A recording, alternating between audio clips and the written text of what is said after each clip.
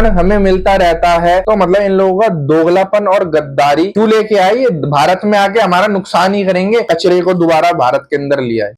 चलो भाई देखो अब मैं क्या करता। ईरान इजराइल की लड़ाई चल रही है, ये तो सबको पता है। इसी के दौरान भारत देश ने ऑपरेशन सिंधु लॉन्च किया था, जिसके तहत जितने भी नागरिक ईरान के अंदर रहते हैं भारतीय, उनको सुरक्षित ईरान से निकाल के वापस भारत में लेकर आने का भारत सरकार ने काम किया है। और इस ऑपरेशन को भारत सरकार ने ऑपरेशन सिंधु का नाम दिया था। पर आप कुछ लोगों की इतनी घटिया सोच देखिए कि उनको भारत सरकार ने ईरान से दिल्ली लेके आ गए फ्लाइट के थ्रू सही सलामत, और दिल्ली में जब वो लोग लैंड करते हैं तो वो ये लोग बोलते हैं कि हमें कश्मीर तक जाने के लिए भी फ्लाइट की टिकट दो, हमारी सरकार ने बस नहीं कराई, हमारी सरकार ने ये नहीं कराया। अस्सलाम वालेकुम।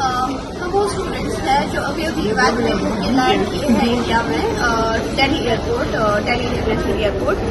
But from here we have nothing.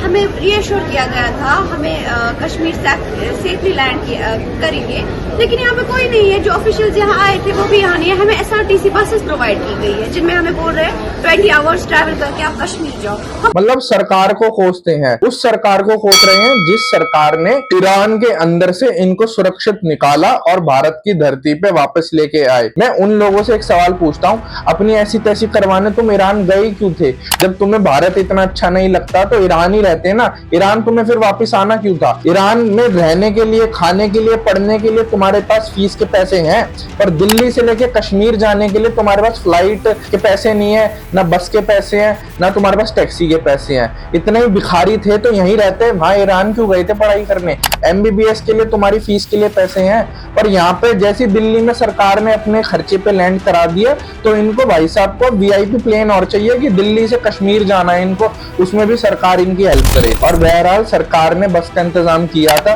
Delhi से कश्मीर तक का, उसमें ये भाई साहब लोग कह रहे हैं, और ये जितनी भी लड़कियां आई हैं कश्मीरी स्टूडेंट, ये कह रही हैं कि 3 घंटे से हम खड़े हैं, 2 घंटे से खड़े हैं। 3 घंटे नहीं, 2 घंटे नहीं, तुम्हें पूरे 24 घंटे खड़ा रहना पड़ेगा। सरकारी काम है, सारी चीजें देख के होता है। तुम्हारे बाप के नौकर नहीं बैठे सरकार वाले कि तुम्हारे लिए इतना पूछे। एक तो ईरान से लेके तुम्हें इंडिया के अंदर हम सुरक्षित लेके आए, उसके ऊपर से तुम्हारे ये नखरे भी उठाए, अपनी ऐसी तैसी करवाने फिर बाहर क्यों जाते हो? तो ये जितने भी लोग हैं जो ऐसी उल्टी बातें करते हैं, इनको आप अपना कुछ भी दे दो, कितना ही इनके लिए कर लो, ये कभी थैंकफुल नहीं हो सकते।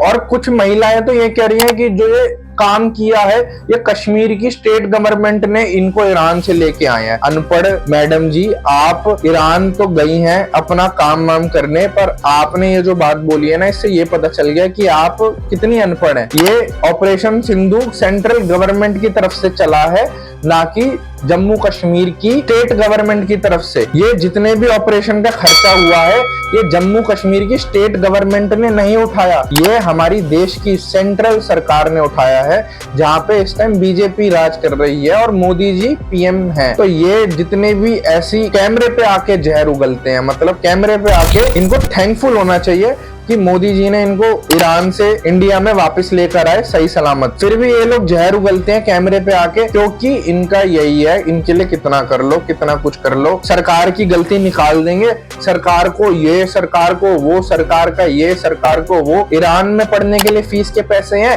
पर दिल्ली से कश्मीर तक जाने के लिए इनके पास फ्लाइट के पैसे नहीं होते। इसमें इनको चाहिए कि सरकार इनको वीआईपी में प्राइवेट जेट बुक करके दे, टैक्सी बुक कर दे। और अगर बस सरकार दे रही है तो बस में कमी निकाल दो, बस अच्छी नहीं थी, 2 घंटे लेट आई, ये आई वो आई, जैसे बड़े बिजनेसमैन लग रहे हैं ना ये। तो मतलब इन लोगों का दोगलापन और गद्दारी और एहसान फरामोशी की जो हद होती है वो ये सारी लोग क्रॉस कर देते हैं। और आए दिन प्रमाण हमें मिलता रहता है, कभी कोई कुछ ऐसी उल्टी बात कर देता है, कभी कोई कुछ ऐसी उल्टी बात कर देता है। तो ये जो चीजें है ना, देखो ये चलती रहेंगी। ये सब सारी चीजें मैं आपको इसलिए कैमरे पे आके बताता हूँ कि जो हमारे आसपास के लोग हैं ना, इन्हीं में से कुछ ऐसी सोच रखने वाले लोग भी होते हैं। होते हैं, तो इसलिए उनसे संभल कर रही है। और जो लोग तुम्हारे साथ अच्छा व्यवहार कर रहे हैं तो उसके साथ अच्छा व्यवहार करो। बाकी हमारी पर्सनली किसी से कोई दुश्मनी है नहीं, पर ये जितने भी ऐसी उल्टी बातें करते हैं ना, इनको वहीं रहने देना चाहिए था। क्यों लेके आई? भारत में आके हमारा नुकसान ही करेंगे, कुछ इंडिया के लिए अच्छा तो करेंगे है नहीं है। इन जैसों को तो वहीं रहने देना चाहिए था। ईरान में शहीद हो जाते, इनके माँ बाप खुद कहते हैं हमारा बच्चा शहीद हो जाता, ये हो जाता, हमें फक्र है, तो इनको वहीं शहीद होने देते। मोदी जी खामे कचरे को दोबारा भारत के अंदर लिया है। और किसी को मेरी ये बात बुरी लगे तो लगती रहे, मैंने सच बोला है। जय हिंद, जय श्री राम, भारत माता की जय।